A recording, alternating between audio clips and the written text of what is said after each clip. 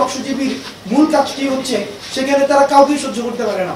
আমরা বৈষম্যবিরোধী ছাত্র আন্দোলন যদি এই যে কোনো কিছু মিটিগেট করতে যাই তখন তাদের হচ্ছে কথা যে এখন আইন শৃঙ্খলা বাহিনী রয়েছে, আইন শৃঙ্খলা রক্ষাকারী বাহিনী হচ্ছে, এখন তাদের কাজটা কি।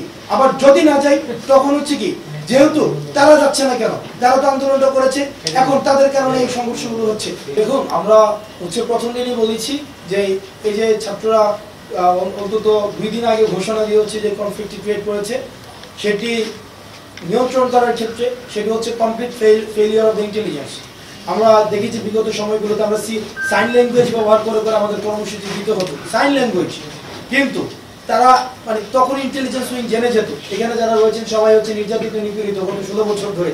আমরা দেখেছি যে কিভাবে হচ্ছে কর্মসূচি দিতে হয়, সাইন ল্যাঙ্গুয়েজ ব্যবহার করতাম যে আগামীকাল ওই জায়গায় কর্মসূচি হবে, আগামীকাল সেই জায়গায় কর্মসূচি হবে, তাও সেটা ইন্টেলিজেন্স উইং জেনে যেত। কিন্তু এখন 2 দিন আগে ফেসবুকে ঘোষণা দিয়েছে, সেই জায়গায় ইন্টেলিজেন্স উইং এর একটা ইনঅ্যাক্টিভিটি আমরা দেখতে পেয়েছি, যেটাকে আমরা ফেলিওর হিসেবে আমরা চিহ্নিত করেছি। 2 নম্বর বিষয় সেটা হচ্ছে আমাদের কর্মসূচিটি কি ছিল বা পদক্ষেপটি কি ছিল সেটাকে মিটিগেট করার ক্ষেত্রে আমরা সেখানের প্রতিনিধিদেরকে ডেকে নিয়ে এসে আমরা কথা বলেছি। তারা আমাদেরকে বলেছে তারা হচ্ছে শুধুমাত্র তাদের দাবি দিবে, এই ধরনের মব ক্রিয়েট করবে, এই বিষয়গুলোকে আমরা এড়িয়ে যাওয়ার জন্য আমাদের জায়গা থেকে আমরা সর্বোচ্চ আহ্বান জানিয়েছি। সর্বশেষ বিষয় আমি একটা জিনিস বলতে চাই, সেটা হচ্ছে আমাদের সুশীল সমাজ যারা রয়েছে, আমাদের টকশোজীবী কিছু মানুষ রয়েছে, তাদেরকে আমি একটা বিষয় বলতে চাই যে তাদের একটা দেখেন, তাদের একটা বিষয় আছে, তারা আওয়ামী লীগে পছন্দ করে না, তারা ছাত্রলীগে পছন্দ করে না, জামাতে পছন্দ করে না, বিএনপি পছন্দ করে না, তারা কাউকে পছন্দ করে না। তারা হচ্ছে কি, যেই আসে তাদের মানে তাদের মূল কাজটাই হচ্ছে যেই থাকবে তাকে শুধুমাত্র সমালোচনা করা। যেমন ভুল তাদের না, আমি বলছি সেটা অবশ্যই, কারণ গণতন্ত্রে এটা হচ্ছে সৌন্দর্য, কিন্তু ভুল ধরানো এবং এপ্রিসিয়েট করা দুটার মধ্যে পার্থক্য রয়েছে। আপনি ভুল ধরানোর সাথে সাথে আপনি যতটুকু ভুল ধরাচ্ছেন আপনার এপ্রিসিয়েশনের ততটুকু উদারতা থাকা উচিত। দেখেন, কিছু কিছু পক্ষজীবীর মূল কাজটি হচ্ছে সেখানে তারা কাউকে সহ্য করতে পারে না। আমরা বৈষম্যবিরোধী ছাত্র আন্দোলন যদি এই যে কোনো কিছু মিটিগেট করতে যাই তখন তাদের হচ্ছে কথা যে এখন আইন শৃঙ্খলা বাহিনী রয়েছে, আইন শৃঙ্খলা রক্ষাকারী বাহিনী হচ্ছে, এখন তাদের কাজটা কি।